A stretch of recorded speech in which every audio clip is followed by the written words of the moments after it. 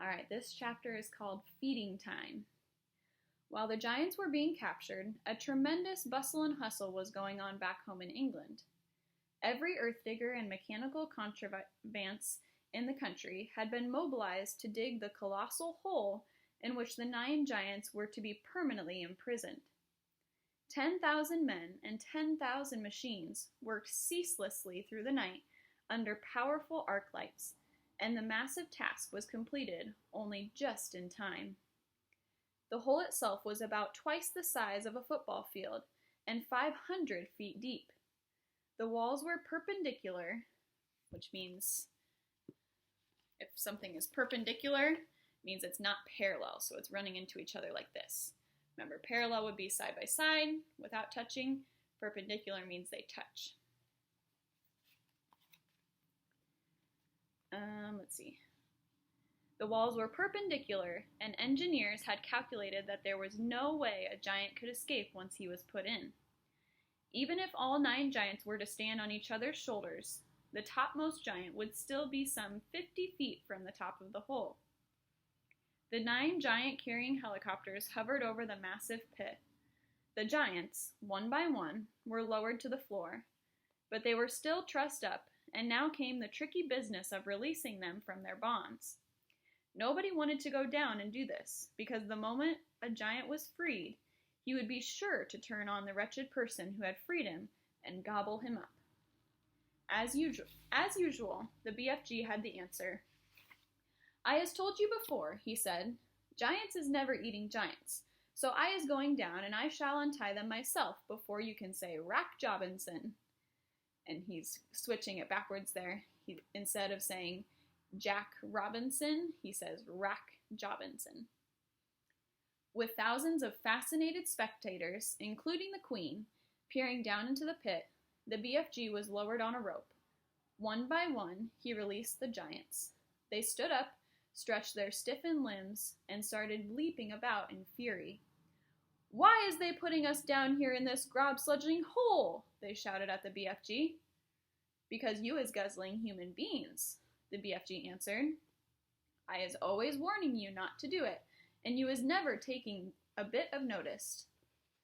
"In that case," the flesh lump eater bellowed, "I think we is guzzling you instead." The BFG grabbed the dangling rope and was hoisted out of the pit just in time. The great bulging sack he had brought back with him from giant country lay at the top of the pit. "What's in there?" the Queen asked him. The BFG put an arm into the sack and pulled out a gigantic black and white striped object the size of a man. "Snozcumbers!" he cried. "This is the repulsant Snozcumber, Magister, and that is all we is going to give these disgustive giants from now on." "May I taste it?" the Queen asked. "Don't, Magister, don't!" cried the BFG. "It is tasting of trog filth and pig squibble." With that, he tossed the Snozcumber down to the giants below. "There's your supper," he shouted. "Have a munch on that." He fished out more Snozcumbers from the sack and threw them down. The giants below howled and cursed. The BFG laughed. "It serves them right, left, and center," he said. "What will we feed them on when the Snozcumbers are all used up?" the Queen asked him. "They is never being used up, Magister," the BFG answered, smiling. "I is also bringing in this sack a whole bungle of Snozcumber plants, which I is giving, with your permission, to the royal gardener to put in the soil. Then we is having an everlasting supply of this repulsant food to feed these thirst-bloody giants on." "What a clever fellow you are," the Queen said. "You are not very well educated, but you are really nobody's fool. I can see that." There's the picture of them dropping them down into the hole.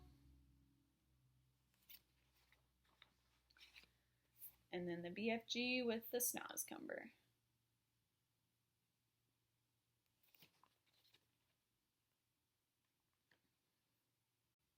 And finally, we're on the last chapter. This one is called The Author. Every country in the world that had in the past been visited by the foul man-eating giants sent telegrams of congratulations and thanks to the BFG and to Sophie. Kings and presidents and prime ministers and rulers of every kind showered the enormous giant and the little girl with compliments and thank yous, as well as all sorts of medals and presents. The ruler of India sent the BFG a magnificent elephant, the very thing he had been wishing for all of his life. The king of Arabia sent them a camel each. The Lama of Tibet sent them a llama each. Wellington sent them 100 pairs of wellies each. Panama sent them beautiful hats. The king of Sweden sent them a barrel full of sweet and sour pork. Jersey sent them pullovers. There was no end to the gratitude of the world. The queen herself gave orders that a special house with tremendous high ceilings and enormous doors should be immediately built in the Windsor Great Park next to her own castle for the BFG to live in, and a pretty little cottage was to be put up next door for Sophie. The BFG's house was to have a special dream-storing room with hundreds of shelves in it where he could put his beloved bottles. What is more, he was given the title of the Royal Dream Blower. He was allowed to go galloping off to any place in England on any night of the year to blow his splendid fizz-wizards in through the windows to sleeping children. And letters poured into his house by the million from children begging him to pay them a visit. Meanwhile, tourists from all over the globe came flocking to gaze down in wonder at the 9 horrendous man-eating giants in the great pit. They came especially at feeding time, when the snozcumbers were being thrown down to them by the keeper, and it was a pleasure to listen to the howls and growls of horror coming up from the pit as the giants began to chew upon the filthiest tasting vegetable on earth. There's the picture of the BFG's house and Sophie's house.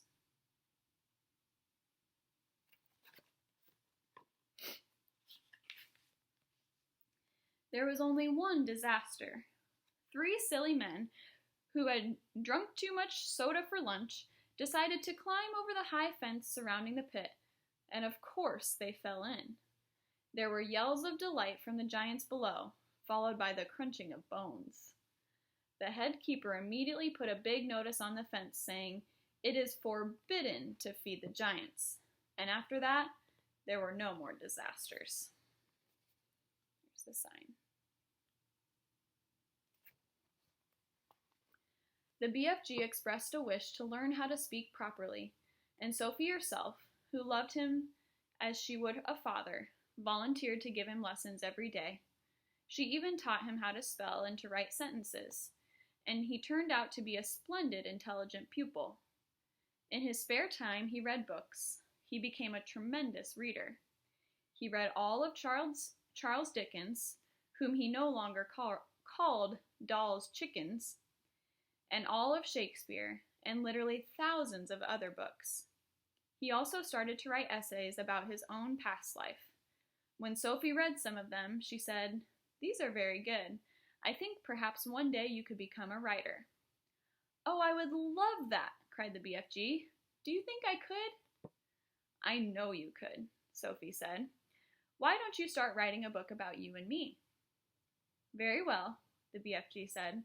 "I'll give it a try." So he did.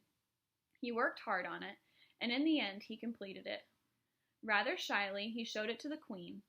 The Queen read it aloud to her grandchildren.